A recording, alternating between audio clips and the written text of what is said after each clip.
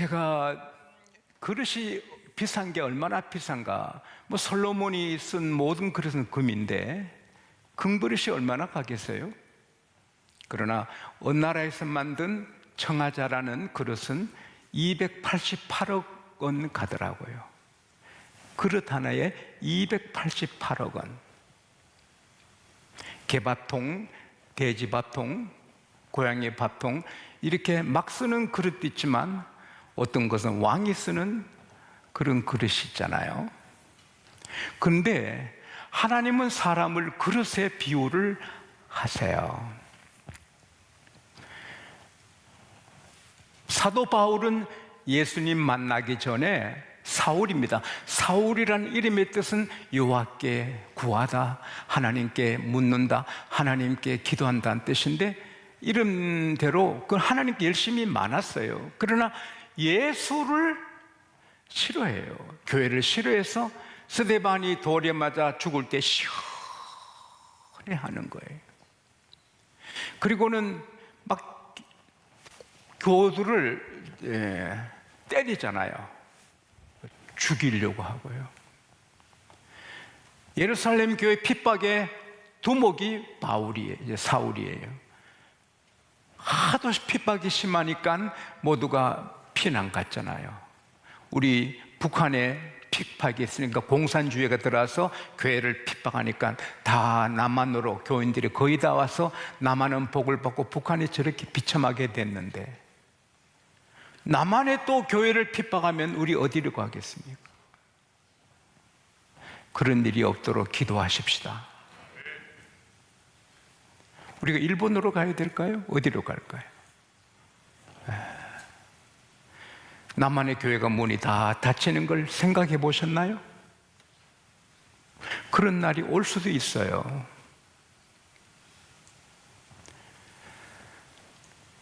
중국은 교회를 폭파하잖아요.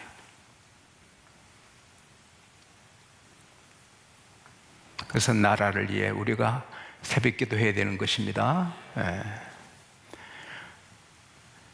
흩어져서 그들은 또 전도하니까 교회가 막 부흥하는 거예요. 하나님은 합력하여 선을 이루시는 것입니다. 예루살렘을 막 핍박하니까 흩어져서 복음이 퍼지는 거예요. 특별히 다메섹에 많은 사람이 가서 전하니까 해당마다 교인들이 많이 일어나니까 그 정보를 얻은 사울이 못 견디는 거죠. 살기가 등등하다 했어요. 다 죽이고 싶어 하는 거예요. 마귀는 교회를 죽이고 싶어 하는 거예요. 그래서 대제사장한테 권한을 받아서 다메섹 가서 모든 예수 믿는 사람 남녀노소 막론하고 다 끌어다가 예루살렘으로 끌고 오려고 이제 가잖아요. 많은 수행원 거느리고 영화에 보면 말을 타고 달리죠. 다메섹 가까이에 도착했을 때, 지나갈 때 언덕인데 하늘에서 평생에 처음 보는 태양보다 몇 배로 더 밝은 빛이 비치니까 말에서 떨어지죠. 무슨 일이지 들들 떠는데, 사울 사울 너가 어찌 나를 핍박하느냐. 하늘에서 음성이 들리니 들들 떨면서 주여 니시오나이까, 나는 너가 핍박하는 예수다. 아하, 예수님이 하늘의 왕이시구나. 내가 예수를 잘 몰랐구나. 예수님이 하나님과 같은 분이구나. 너 어서 시내로 들어가라. 너에게 할 일을 가르쳐 줄 자가 있다.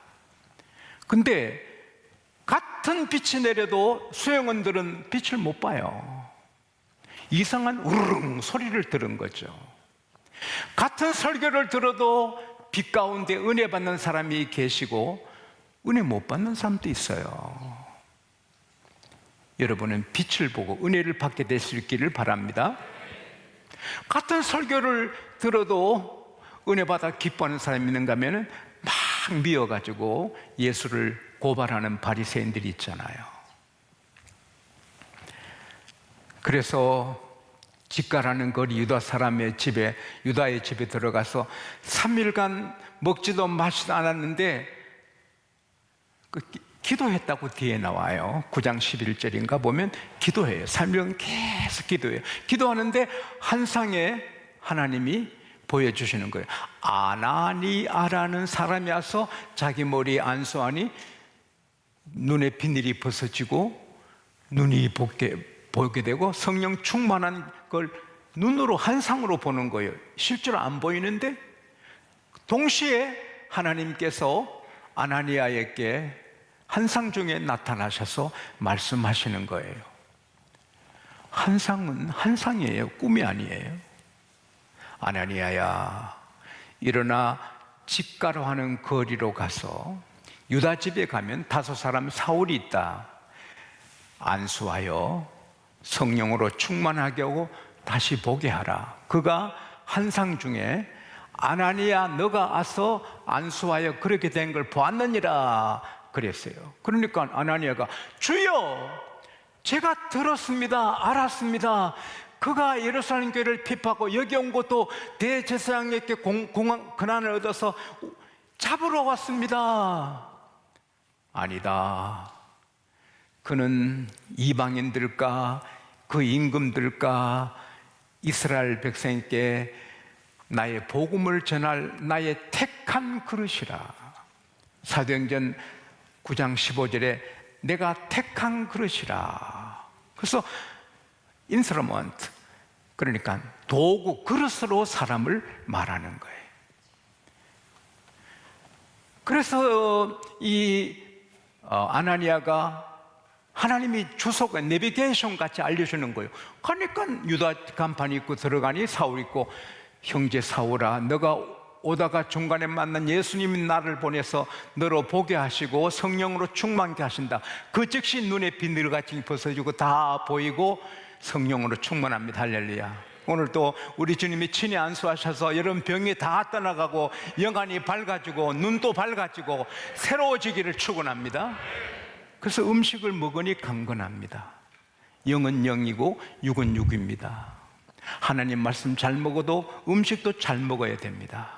여러분, 일용할 양식이 그래서 중요해서 하나님이, 예수님이 일용할 양식을 주옵시고, 따라합시다. 대충 먹지 말자. 대개 가정주부들이 대충 먹자, 그거는 자기 사명을 잃어버린 사람이에요. 죽자 살자. 가정주부는 가족을 위해서 음식을, 요리를 잘 있는 것 중에 최선을 다해서 식사 시간에 기대감 있게 해야 돼요. 오늘 저녁은 뭘 해주나, 아침에는 뭘, 특별히 주일날은 잔치 벌렸네, 막 주일은 최고로 잘해야 아이들이 주일을 기다리죠. 예, 아멘 안 하는. 주일은 최고로 잘해야 아이들이 기다리죠. 왜 남자들이 아멘 하는가? 그래서는 바로 여러 해당 다니면서 예수님이 하나님의 아들이다, 예수님이 하나님 아들이라 그렇게 전하는 거예요. 세상이 놀랄려야죠. 사도 바울은 하나님의 그릇이죠. 그런데 오늘 본문에 보면 하나님께서 에레미야에게, 에레미야야, 너 지금 토기장의 집으로 내려가 봐라. 거기서 내가 너에게 할 말이 있다. 그래서 에레미야가 자기 아는 동네니까 내려가서 토기장 아저씨 집에 갔어요. 그러니까 토기장이 농로에 진흙을 손에 담아가지고 막 그릇을 만들어요. 근데 이게 툭 터져서 떨어지니까 그걸 다시 모아서 이젠 다른 그릇을 만들어요. 그때 하나님이 임하셨어요. 에레미야야, 너가 보았느냐? 토기장이가 진흙 갖고 자기 뜻대로 그릇을 만드는 거 보느냐? 예, 봅니다. 나는 너희들에게 이스라엘 이렇게 못하겠느냐? 이스라엘아, 너는 토기장의 손에 있는 진흙처럼 너는 내 손에 있느니라. 너의 미래는 내 손에 있느니라. 내가 어떤 나라가 악을 행하여 뽑아버리고 부숴버리려고 해도 그들이 회개하고 악에서 돌이키면 다시 심어주고, 저 나라 내가 세워주자, 아주 복주자 했는데 그들이 교만하고 악을 행하면 그 복을 엎어버리겠다. 사랑하는 여러분, 오늘 이 말씀은 엄청난 여러분에게 평안이 되고 복이 되고 능력이 되고 미래 걱정이 없어지는 것입니다. 왜? 따라합시다. 나의 미래는 하나님의 손에 있다. 바울은 적은 자란 뜻이에요. 이 사울이 바울 되는데, 바울은 끝까지 교회를 박멸하는 게 자기 뜻이에요. 그러나 주님은 교회를 세우는 자로 만들어 주신 거예요. 바울의 일생이 주님의 손에 있는 거예요.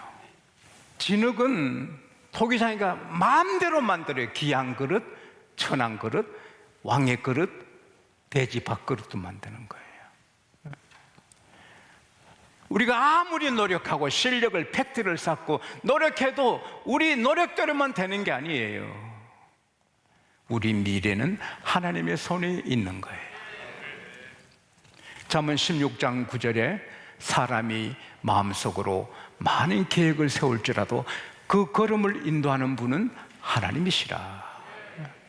다 잘 되고 싶죠. 다 성공하고 다 귀하게 싶지만은 그대로 안 돼요. 하나님의 뜻대로 되는 거예요. 그래서 우리는 해바라기가 해만 보듯이 우리는 주님만 바라봐야 돼요.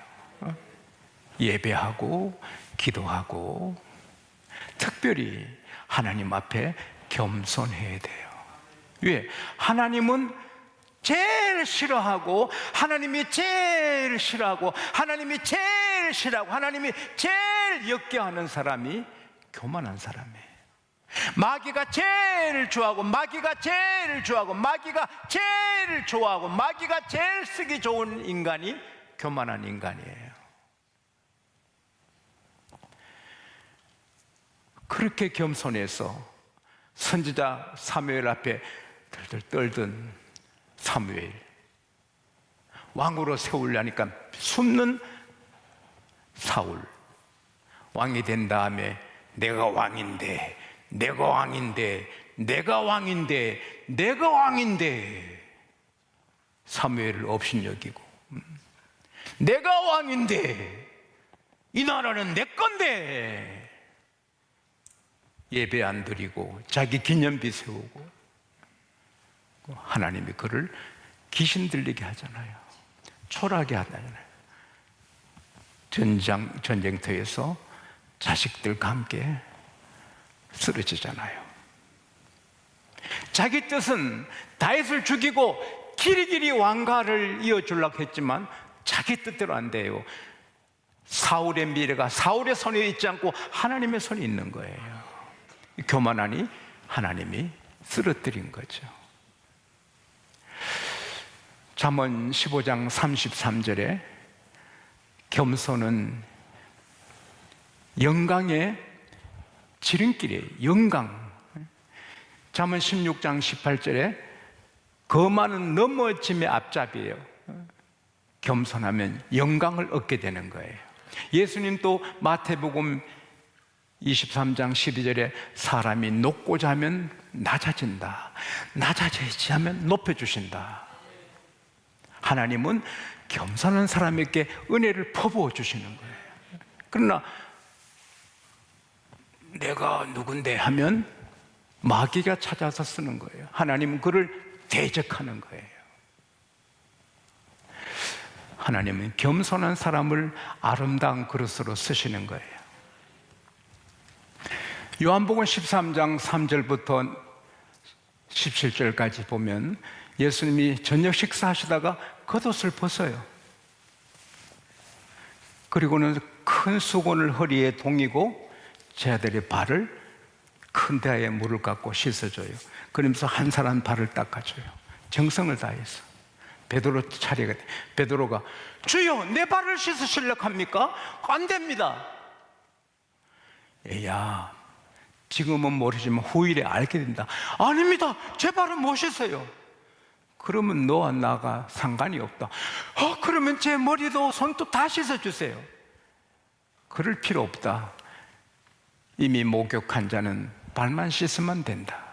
여러분과 저는 다 구원받았습니다. 십자가표로 용서받았습니다. 그래도 발 씻는 죄가 있어요. 실수도 하고. 그래서 날마다 회개해야 됩니다. 발 씻는 거. 주님이 다 씻어주시고는 다시 옷을 입으시고 자리에 앉으시면서 말씀하십니다. 너희들이 나를 선생이라 주로 하는데 옳다. 선생이여 주인 내가 너희들에게 발을 씻어줬다. 너희들도 이와 같이 하라. 17절에 따라합시다. 이같이 행하면 복을 받으리라. 왜 집사님 때 복 받다가 장로님이 돼서 망하는 장로님이 나옵니까?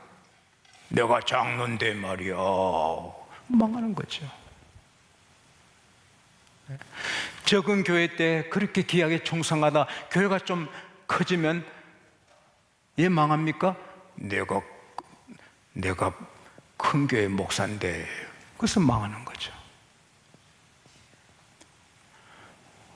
회사에서도 상무가 되든 전무가 되든 높아질수록 더 겸허하게 따뜻하게 하면 그분 자리는 든든합니다. 할렐루야.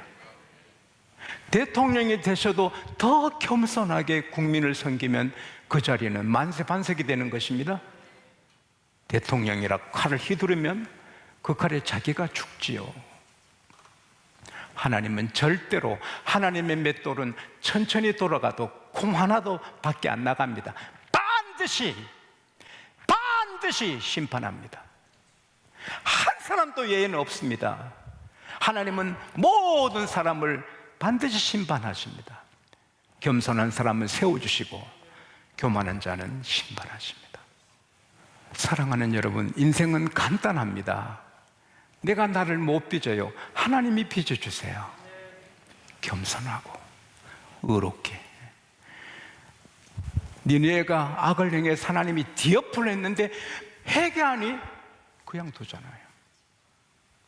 예루살렘이 죄를 지으니 성전까지 태워버리잖아요. 양곡교회가 교만하면 하나님이 교회를 엎어버리죠. 겸손하면 주님 오실 때까지 계속 빛이 나게 하는 거예요.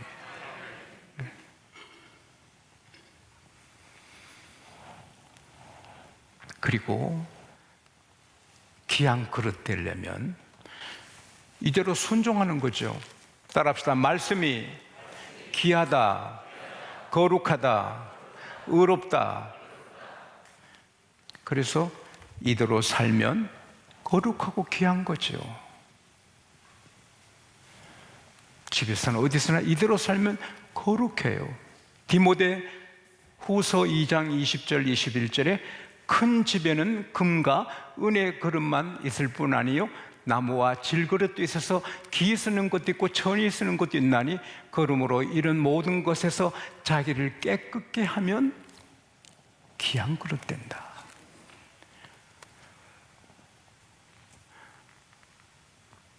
슬쩍슬쩍 남이 안 보는데 숨은 죄가 있으면 어떻게 귀한 그릇 돼요? 제가 서울 어느 큰 교회 집회하면서 새벽에 저는 물을 잘 안 마시는데 근데 목이 좀 안 좋아서 물을 좀 목축이려고 뚜껑을 여니까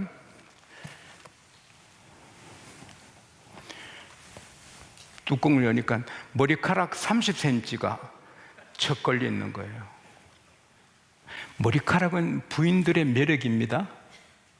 근데 이 머리카락이 부인의 영광이고 면류관인데 이 머리카락이 주소를 떠나가면 이거 힘듭니다. 이거 하나님이 여러분과 저를 쓰시는데 우리 물컵에 뚜껑연이 머리카락이 걸려 있어요. 음란이 있고 욕심이 있고 명예욕이 있고 그러면 하나님이 어떻게 쓰시겠어요? 자기를 깨끗게 하면 큰 그릇이 됩니다. 마지막으로 좋은 일도 하나님이 허락하셨고 나쁜 일도 하나님이 허락하신 거예요. 최근에 수술받은 권사님이 계셔서 제가 매일 기도해 드리는데, 수술 받는 일도 하나님은 허락하셨어요. 교통사고도 하나님은 허락하시는 거예요. 요셉이 형들한테 죽임당하죠. 막 죽이려 하다가 겨우 팔려가지요. 하나님이 하셨거든요. 요셉이 팔려가야 총리가 됩니다. 보디발 장군 부인한테 억울하게 누명 덮여 감옥 가지요. 하나님이 허락하신 겁니다. 그 보디발 부인 아니면 감옥 못 가요. 감옥 못 가면 총리가 못 돼요. 따라합시다. 모든 길은 하나님이 인도하신다. 그래서 나를 칭찬하고 내게 박수치는 분만 하나님이 보내주신 사람이 아니에요. 나를 아프게 하고 힘들게 하는 분도 하나님이 필요하셔서 보내주신 거예요. 바다는 비에 젖지 않는다. 바다는 비에 젖지 않는다 라는 말이 있어요. 우리는 비 맞으면 옷이 적지만 바다는 아무리 비가 쏟아져도 바다는 비에 안 젖고 더 풍성하게 되죠. 예수 믿는 우리에게는 스트레스 될 게 없어요. 좋은 일도 축복이고 안 좋은 일도 축복이고, 내게 생기는 모든 일은 내가 풍성하게 되는 거예요.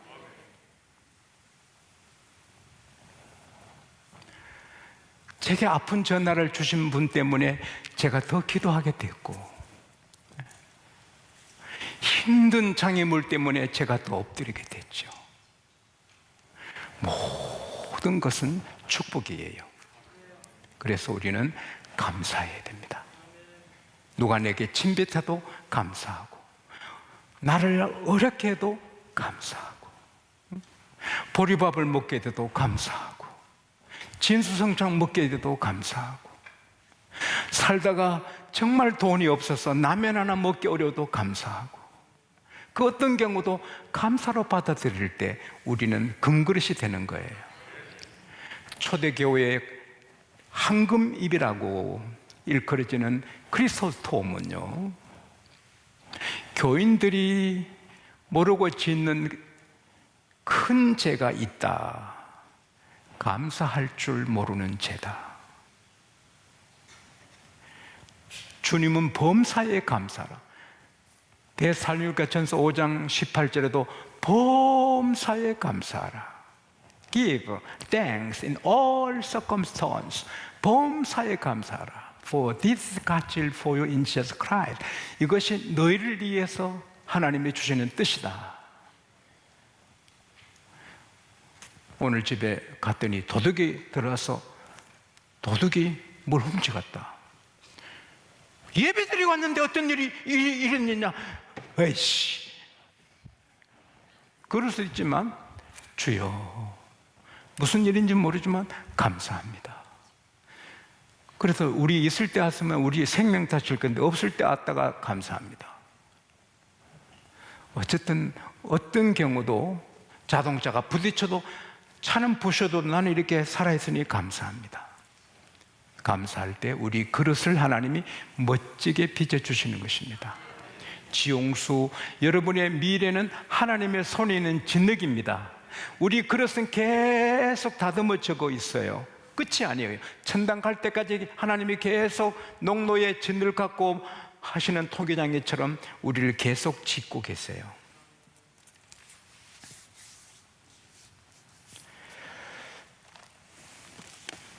마지막으로 하나님의 뜻하고 설교하고 여러분 생각이 다를 때가 있어요. 그럴 때 좋은 그릇 되려면 여러분 포기해야 돼요. 하나님의 뜻을 따라야 돼요. 설교를 따라야 돼요.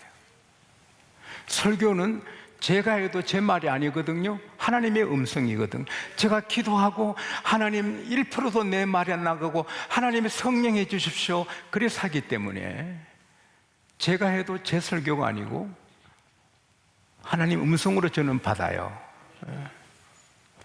서울대학교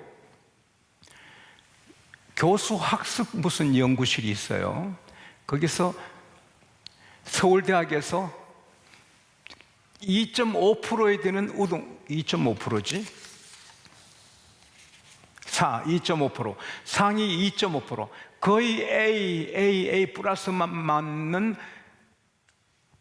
그 서울대 최고 학생들 45명을 1년간 인터뷰하고 공부하는 학습 자세를 연구하고 조사했어요. 결론은 두 가지예요. 서울대학에서 최고로 고득점을 최고 점수 맞는 상위권의 우등생들의 첫째는 교수님이 입에 말을 다 적어요. 기침 소리까지 다 적어요. 저도 그랬거든요. 그러니까 쉽지요. 뭐 신학교 가서 교수로 가도 노트에 그 명교수 가르친 거 다 했으니까 거기 좀 더 더하면 더 좋지요. 저는 교수님이 기침까지 다 써요. 기침 킁킁. 근데 서울대에서 그렇게 한 아이가 87%예요. 두 번째, 교수의 의견, 가르침하고 본인의 생각이 다를 때 어떻게 하느냐? 90%가 내 생각 포기하고 교수님 뜻을 따른다는 거예요. 교수님 저 아닌데 싶어도 교수님을 따르면 그게 서울대 최우등생이 되는 거죠. 90%가 자기 생각 버리고 교수를 따른다는 거예요. 하물며 교회겠습니까? 내 생각이 있고 내 뜻이 있고 내 계획이 있지만 하나님의 뜻을 받아들일 때 하나님이 기뻐하시고 잘 빚어 주실 줄 믿습니다. 여러분과 저 앞으로 미래가 더 아름답게 빚어지는 멋진 그릇 되시기를 축원합니다.